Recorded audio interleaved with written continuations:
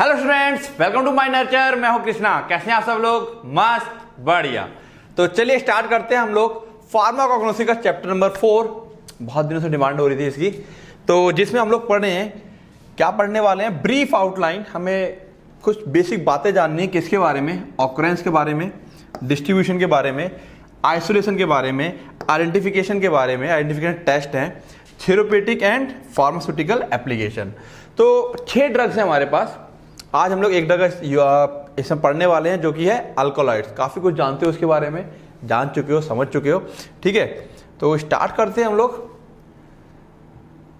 तो अल्कोलॉइड्स क्या होते हैं? तो अल्कोलॉइड एक नाम है ना। किसी का नाम राहुल, किसी का शिवम, किसी का सीता, गीता, शिवानी, नाम है सारे ये, ठीक है ना।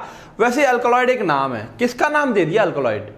तो साफ साफ कह रहा है कुछ ऐसा केमिकल कंपाउंड, ठीक है ना, जो कैसा है, अल्कली है। अल्कली मतलब बेसिक है, बेस है ना, बेसिक इन नेचर, जिसे हम कहते हैं ना एक अम्ल और क्षार। तो क्षार होगा ये। कॉमनली यूज टू डिस्क्राइब, है ना, the term alkaloid is commonly use to describe. Alkaloid का मतलब होता है अल्कली लाइक। किसको डिस्क्राइब कर रहा है ये? Heterocyclic nitrogenous compound. हेट्रोसाइक्लिक है ना, हेट्रोसाइक्लिक समझ सकते हो, जैसे जिसमें क्या होते हैं, इस तरीके से सारे कार्बन ना होकर के एक एटम बदल जाएगा। और किससे बदलेगा इस बार? इस बार बदल रहा है वो नाइट्रोजन से। हेट्रोसाइक्लिक नाइट्रोजन कंपाउंड, सीधी सी बात है, कोई कंपाउंड है और वो हेट्रोसाइक्लिक है और उसमें क्या लगा हुआ है, नाइट्रोजन लगा हुआ है, तो ऑटोमेटिक वो क्या हो जाएगा, उसको नाम दिया गया अल्कोलॉइड। पहचानने का तरीका मैंने कहा नामकरण कर दिया। किसी का नाम क्या है जानना जरूरी है। अल्कोलॉइड बोलते हैं, अच्छा हेट्रोसाइक्लिक कंपाउंड, इसके अंदर एक नाइट्रोजन भी होगा। ओरिजिन कहां से होगा? प्लांट से होगा। That are physiologically active. Physiologically मतलब हमारी बॉडी में जाके कुछ ना कुछ इफेक्ट करेंगे जा करके, ठीक है। Derived from amino acid. और ये कहां से ड्राइव होंगे, कहां से बनेंगे? इनका जो ओरिजिन है, बनने का जो बेसिक मॉलिक्यूल इस्तेमाल होगा इनके बनने के लिए, वो क्या होगा? Amino acids. तो 3 चीजें अगर हम गौर से देखें अल्कोलॉइड के बारे में, पहला ये अल्काली है, अल्काली नेचर है, बेसिक है। हेट्रोसाइक्लिक नाइट्रोजन है, क्या है? हेट्रोसाइक्लिक नाइट्रोजन है, ठीक है। फिजियोलॉजिकली एक्टिव है, कुछ इफेक्ट करते हैं बॉडी में जाकर के, और अमीनो एसिड के बने हुए होते हैं। ये कुछ बेसिक, मतलब जब शुरुआत में इनके बारे में बातें चल रही होंगी तो ये एक बेसिक डेफिनेशन इसकी बन चुकी थी। बट समय के साथ चीजें और आगे बढ़ी और क्या देखने को मिला कि डेफिनेशन में कुछ बातें कवर नहीं होती हैं। क्या बातें? डेविएशन फ्रॉम डेफिनेशन, डेफिनेशन से भटकाव। जो डेफिनेशन है वो पूरी तरीके से एक्सप्लेन नहीं करती, कुछ यहाँ पे एक्सेप्शन मिल जाते हैं, है ना, जो डेफिनेशन फिट नहीं बैठते हैं। जैसे कि बेसिसिटी, हमने कहा बेसिक होंगे, but some alkaloids are not basic, कुछ बेसिक नहीं होते हैं। कोल्चिसिन है, पिपरीन है, क्वाटरनरी अल्कोलॉइड्स हैं। अब ये सब तुम्हारे क्या है, सब ऑब्जेक्टिव क्वेश्चन बनते हैं तुम्हारे पास। नाइट्रोजन, हमने कहा उनके अंदर एक नाइट्रोजन होना चाहिए हेट्रोसाइक्लिक रिंग के अंदर। The nitrogen in some alkaloid is not in heterocyclic ring. Nitrogen होगा बट रिंग में नहीं होगा।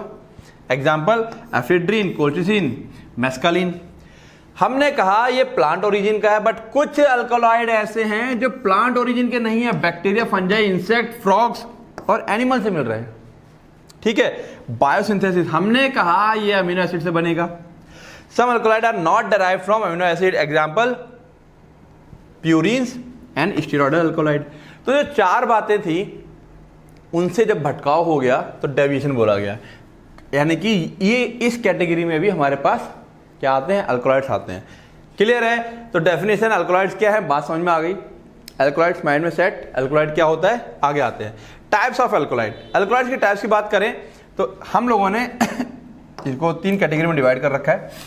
ट्रू अल्कोलॉइड, प्रोटो या अमीनो अल्कोलॉइड, सूडो मतलब पता ना, फॉल्स अल्कोलॉइड ऐसे दिखते हैं बट अल्कोलॉइड होते नहीं, या फिर हम कह सकते हैं क्यों कहा गया इनको ऐसा, वो भी समझ लेते हैं, ठीक है। और काफी हद तक अब बात समझ में आ जाएगी। ट्रू अल्कोलॉइड में क्या है, it is derived from amino acid, ये अमीनो एसिड से बनेंगे, and have nitrogen in the heterocyclic ring. यानी कि जो अल्कोलॉइड बिल्कुल डेफिनेशन के हिसाब से सेट बैठ रहे हैं वो क्या हो जाएंगे, true alkaloid. Proto alkaloid, non heterocyclic alkaloid. This group of alkaloid have the nitrogen atom originated from the amino group but is not present in the heterocyclic ring. Nitrogen होगा तो, बट वो उस रिंग में नहीं होगा। Ephedra alkaloid, capsicum alkaloid ring में मौजूद नहीं होगा, रिंग से अलग हटके होगा, है ना, साइड वाइड में कहीं लगा होगा। और तीसरा आता है सूडो अल्कोलाइड, ठीक है ना। सूडो में क्या होगा, these are not derived from amino acid but have nitrogen in the heterocyclic ring। ये अमीनो एसिड से तो नहीं बने होंगे बट इनकी रिंग में नाइट्रोजन होगा, यानी कि अल्कोलाइड्स तो हैं ये बट अमीनो एसिड से नहीं बने हैं।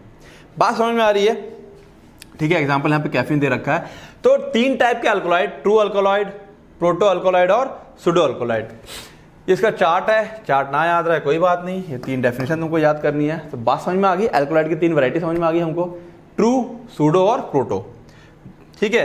फंक्शन इन प्लांट, प्लांट के अंदर ये करते क्या है, क्यों बनते हैं प्लांट में। तो सबसे पहले जो मेन इनका कारण है बनने का, जिसको हम पहले भी डिस्कस कर चुके हैं, protective against insect and herbivores, है ना। प्लांट अपने को बचाना चाहता है कीड़ों मकोड़ों से और जानवर उसको चर ना ले, ठीक है ना। ड्यू टू देयर बिटरनेस, ये अल्कोलाइड थोड़े से कड़वे होते हैं और टॉक्सिक होते हैं। तो जो कीड़े होते हैं और हार्बीवोर, जो घास चरने वाले जानवर होते हैं, वो जब खाल कुछ चला जाता है, अगर इस अल्कोलाइड कंटेनिंग प्लांट का कुछ मुंह में चला जाता है, उनको समझ में आता है कि यार ये प्लांट कड़वा है भाई, इसे नहीं खाएंगे।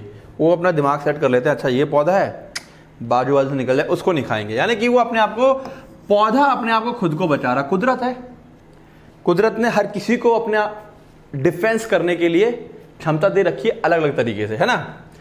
में एक्ट है, अच्छा अगर ये नहीं करेगा तो कई बार क्या होता है, source of nitrogen in case of nitrogen deficiency. अगर किसी वजह से नाइट्रोजन उसे नहीं मिल पा रहा है तो ये जो है अल्कोलाइड नाइट्रोजन के सोर्स की तरह भी काम करते हैं। Sometime act as growth regulator in certain metabolic pathway. कई बार कुछ जगहों पर ये ग्रोथ, प्लांट की ग्रोथ में कई बार, हमेशा नहीं, जरूरत पड़ने पर। They may be utilize as source of energy in case of deficiency of carbon dioxide assimilation. अगर वो CO2 को नहीं ले पा रहा है, प्लांट बाहर से CO2 नहीं ले पाएगा तो फोटोसिंथेसिस नहीं कर पाएगा, फोटोसिंथेसिस नहीं करेगा तो आगे के काम नहीं होंगे। ऐसे सिचुएशन में कई बार ये सोर्स ऑफ एनर्जी की तरह भी बिहेव करता है। तो कहीं ना कहीं प्लांट के अंदर मेन रोल तो नहीं है इसका, क्योंकि सेकेंडरी मेटाबोलाइट होते हैं। अब प्राइमरी मेटाबोलाइट, सेकेंडरी मेटाबोलाइट अच्छे से पता होगा, ठीक है ना। आज जो हम पढ़ रहे हैं, चैप्टर नंबर 4 जो हम पढ़ रहे हैं, फिर बता दूं, लिख देता हूं यहां पर, ये जो चैप्टर नंबर 4 है, ये सारे के सारे क्या है हमारे पास, सेकेंडरी मेटाबोलाइट है। क्या है ये सारे के सारे, सेकेंडरी मेटाबोलाइट। मैंने डिस्कस भी किया था जब फाइटोकेमिकल पढ़ा रहा था कि हम लोग इस चैप्टर को पढ़ेंगे और कुछ बातें इधर से उधर की कॉमन आएंगी, ठीक है। तो ये कुछ बातें हो गई। नेक्स्ट आगे देखें, अगर हम लोग इसमें क्या है हमारे पास, ऑकरेंस। ऑकरेंस का मतलब क्या है, कहां कहां पाया जाएगा ये और कैसे कैसे पाया जाता है, कहां कहां मिलेगा ये। एक तो हमको बैक्टीरिया में Pseudomonas एरिजिनोसा and rarely in fungi, कुछ बहुत ही रेयर फंगाई में पाया जाता है, ठीक है। पिसिलोसिन फ्रॉम हेलुसिनोजेनिक मशरूम, है ना, जो मशरूम है एक फंगाई, वहां से मिल जाता है हमको ये। Rarely occur in lower plant. Lower plant का मतलब है जैसे कि आल्गी है, ब्रायोफाइट्स हैं, टेरिडोफाइट्स हैं ना। प्लांट का अगर तुम्हें एवोल्यूशन याद हो, algae, bryophyta, pteridophyta, gymnosperm and angiosperm, तो लोअर प्लांट्स में नहीं होगा, ब्रायोफाइट्स और टेरिडोफाइट्स में नहीं पाए जाएंगे। डाइकॉट के अंदर ज्यादा होगा अल्कोलाइड कंपेयर टू मोनोकॉट, है ना। ऑकरेंस की बात चल रही है कि कहां ये पाए जाएंगे या कहां हमको ये ज्यादा मात्रा में मिलेंगे। डाइकॉट पता है ना, ऐसे समझने का तरीका क्या है, ऐसे प्लांट जिनके बीज 2 में टूट जाते हैं, जैसे कि मूंगफली का दाना 2 हिस्सों में टूट जाता है, उनको मोनोकॉट डाइकॉट कहते हैं। मोनोकॉट कौन होते हैं, जैसे कि गेहूं का दाना 2 में टूटता है कि नहीं, सिंगल रहता है, चावल एक ही रहता है। तो ऐसे पौधे जिनके बीज सिंगल रहते हैं वो मोनोकॉट होते हैं। तो डाइकॉट में ज्यादा पाया जाता है। कौन कौन सी प्लांट की फैमिली जिनके अंदर अल्कोलाइड बहुत ज्यादा पाया जाता है, Apocynaceae, Rubiaceae, Solanaceae and Papaveraceae. Family free from alkaloid, ऐसी कौन सी फैमिली जिनके अंदर है ही नहीं अल्कोलाइड बिल्कुल, रोजिएसी और Labiatae. Rarely do plants contain more than 1 type of alkaloid. Generally होता है क्या है, यानी कि रेयरली डू प्लांट, या इसको यहाँ पर जिसको ये दिक्कत लग रही है यहाँ पे लिख सकता है, एक से ज्यादा अल्कोलाइड नहीं होते। किसी प्लांट में होगा तो एक ही टाइप का अल्कोलाइड होता है, बहुत कम चांस है कि किसी एक प्लांट में एक से ज्यादा अल्कोलाइड पाए जाएं। All alkaloids of one plant will have a common biogenetic origin. जितना भी अल्कोलाइड किसी एक प्लांट में पाया जाएगा उसका बायोजेनेटिक ओरिजिन, जो उसका बनने का ओरिजिन होगा वो कॉमन होगा, एक ही उससे सोर्स से बनेगा वो। बात समझ में आ रही है, क्लियर है। ऑकरेंस हो गया। Now distribution. तो क्या कर रहा है, alkaloid occur in all parts of plant. Distribution की बात करें अगर प्लांट्स के अंदर, तो ये हर जगह प्लांट में पाया जाता है, ठीक है। ये ज्योग्राफिकल डिस्ट्रीब्यूशन नहीं है, ध्यान रखना, ज्योग्राफी नहीं है भाई, अल्कोलाइड। अल्कोलाइड की ज्योग्राफी क्या है भैया? जहाँ प्लांट होंगे वहाँ अल्कोलाइड होंगे। तो कंफ्यूज मत कर जाना, अल्कोलाइड ज्योग्राफिकल नहीं कर देना कि इंडिया में पाया जा रहा है, चाइना में पाया जा रहा है। डिस्ट्रीब्यूशन का मतलब है कि प्लांट में कहाँ कहाँ मिलने की संभावना है इसकी। But are usually localized in one organ, कहीं पे भी हो सकता है लेकिन किसी एक प्लांट में किसी एक ही जगह पाया जाएगा, या जैसे कि या तो छाल में होगा बार्क, या सीड में होगा। तो कुछ यहाँ एग्जाम्पल दिए मैंने, समझते हैं। प्लांट पार्ट और एग्जाम्पल। प्लांट के पूरे हिस्से में अल्कोलाइड पाया जाता है, ऐसा कौन सा प्लांट है? धतूरा। धतूरा पूरा का पूरा धतूरा, कुछ भी ले लो उसका, है ना, सीड, स्टेम, लीफ, सब में पाया जाएगा। सिंकोना बार्क, जो सिंकोना ट्री होता है उसके बार्क में, छाल में अल्कोलाइड होता है। नक्स वोमिका के सीड में पाया जाता है। एकोनाइट के रूट में पाया जाता है। ब्लैक पेपर के फ्रूट में पाया जाएगा। तंबाकू के लीफ में मिलेगा। ओपियम के लेटेक्स में मिलेगा। किस प्लांट्स के किस हिस्से में मिलेगा, ये हो कहीं पे भी सकता है, ठीक है ना। बात समझ में आ रही है? तो डिस्ट्रीब्यूशन क्लियर हुआ, डिस्ट्रीब्यूशन का प्लांट्स में कहाँ कहाँ पाया जाएगा ये। आइसोलेशन ऑफ अल्कोलाइड, ओके क्या हो गया, हाँ, आइसोलेशन ऑफ अल्कोलाइड। तो आइसोलेशन ऑफ अल्कोलाइड की अगर मैं बात करूं तो आइसोलेशन का मतलब क्या है? हमने फाइटोकेमिकल इन्वेस्टिगेशन में एक्सट्रैक्शन और जो वो सब किया था, वही सारी बातें यहाँ पे आ जाएंगी घूम फिर के, ठीक है ना। तो देखो general isolation, isolation of alkaloids में कुछ स्पेशल आइसोलेशन के तरीके भी हैं, जैसे कि स्ट्रेस ऑटो मेथड होता है, वो एक्सट्रैक्शन का तरीका है, या मंस के मेथड है करके है, ठीक है ना। तो यहाँ पे मैंने एक जनरल मेथड दिया है जो पॉपुलर है काफी। क्या कह रहा है? 3 तरीकों में होगा ये, 3 स्टेप में करेंगे इसको हम लोग। Take sample and crush it up into a very fine powder. Extraction वाली प्रोसेस, अगर फाइटोकेमिकल इन्वेस्टिगेशन पढ़ चुके हो तो जो एक्सट्रैक्शन किया था हमने स्टार्टिंग में वो हो रहा है। आइसोलेशन का मतलब क्या होता है? अलग कर लेना, बिल्कुल निकाल के बाहर कर लेना। तो हम सैंपल लेंगे, पीस लेंगे, चूरा बना लेंगे उसका। चूरा बनाने का कारण क्या था? Reason is this necessary, the reason this is necessary is the finer the particle the greater the surface area. हम पढ़ चुके हैं, जितना महीन हो जाएगा सरफेस एरिया उतना ज्यादा हो जाएगा, सॉल्वेंट उतना अच्छा उसके अंदर घुसेगा और उसके अंदर से क्या करेगा? एक्सट्रैक्ट को बाहर निकालेगा। And better the extraction goes, उतना अच्छा एक्सट्रैक्शन होगा। Step 2, remove all the fats. अब हमने पीस तो लिया है, अब उसके अंदर पीस लिया, उसके अंदर और क्या क्या एक्स्ट्रा मौजूद है? फैट, टर्पीन और कुछ अदर ऑयल्स। जितना एक्स्ट्रा चीज मौजूद है अल्कोलॉइड के अलावा, उसको हमें निकाल के बाहर करना है। क्यों? हमें तो चाहिए नहीं, because we are not interested in them. हमको क्या चाहिए? अल्कोलॉइड चाहिए। अच्छा, फैट चाहिए होता तो बाकी चीजों को अलग कर देते, फिलहाल हमको क्या चाहिए? अल्कोलॉइड। तो बाकी जितनी भी चीजें हैं उनको हमें हटा देनी है। कैसे हटाएंगे? This can be easily done by extracting them from the powder with hexanes और पेट्रोलियम ईथर। हम लोग हेक्सेन का इस्तेमाल कर लेते हैं या पेट्रोलियम ईथर का इस्तेमाल करते हैं। ये जो सॉल्वेंट होते हैं like hexane and petroleum ether work best, ये सबसे अच्छा काम करते हैं because they are very good at solvating non polar. Fat वगैरह क्या होते हैं? फैट वगैरह सब नॉन पोलर चीजें हैं। तो नॉन पोलर को एक्सट्रैक्ट हटाने के लिए हमें नॉन पोलर सॉल्वेंट चाहिए होगा। तो होगा क्या? जो ये सॉल्वेट कर देगा जितना भी नॉन पोलर मेरे पास वो था, फैट, टर्पिन्स वगैरह, ये इसके अंदर जाके क्या हो जाएगा? जैसे हम ये कह सकते हैं कि ये अपने अंदर इनको डिसॉल्व करवा लेगा। समझने के लिए डिसॉल्व करना लेकिन एक अलग चीज होती है, ठीक है ना। यहाँ वर्ड लिखा है सॉल्वेटिंग। सॉल्वेटिंग का मतलब लिटरली बताऊं तो क्या होगा कि ये जो हेक्सेन और पेट्रोलियम ईथर होगा, ये जाकर के फैट, टर्पिन को जाके पकड़ लेंगे बहुत कायदे से, चारों तरफ से घेर के पकड़ेंगे, ऐसे समझ लो इसको, ठीक है। जैसे कि मान लो फैट है तो ये पेट्रोलियम ईथर चारों तरफ से मान लो पी पी पी पी, ये चारों तरफ से इसको आगे क्या कर लेगा? घेर लेगा। जब इस सॉल्वेंट का मॉलिक्यूल इस फैट को चारों तरफ से घेरता है, दैट इज कॉल्ड सॉल्वेटिंग। डिसॉल्व करना अलग चीज होती है, वो समझाने के लिए बोल दिया था, ठीक है। Compound like fat, oils and terpenes, ठीक है, these can then be discarded since we don't need them. उस बाद हम लोग क्या करेंगे? सो हटा देंगे सॉल्वेंट को। तो ये सारा का सॉल्वेंट के साथ क्या हो जाएगा? बाहर हो जाएगा। नाउ अब हम क्या करेंगे? We need to extract alkaloid that are left with solvent, ठीक है। अब जो बचा रह गया सॉल्वेंट, उससे हमें क्या करना है? एक्सट्रैक्ट को निकालना है, सॉरी जो एक्सट्रैक्ट है उसके अंदर से अल्कोलाइड निकालना है। बाकी सारी चीजें हमने क्या कर दी? पेट्रोलियम और ईथर की हेल्प से बाहर निकाल दी। अब हम लोग किसका इस्तेमाल करेंगे? मिथनॉल का और इथेनॉल का, जो कि बेस्ट सॉल्वेंट है फॉर एक्सट्रैक्टिंग अल्कोलाइड। अब केवल अंदर क्या बचा रह गया है, मतलब वो हिस्सा बचा रह गया है, ठीक है, ये फैट वगैरह सब निकल चुका है उसके अंदर से। अब हमको क्या निकालना है? अल्कोलाइड निकालने हैं। तो जैसे ही हम लोग मिथनॉल और इथेनॉल डालेंगे, तब मिथनॉल और ethanol solvent will pull all the alkaloid out of the crude material. समझने की कोशिश करना।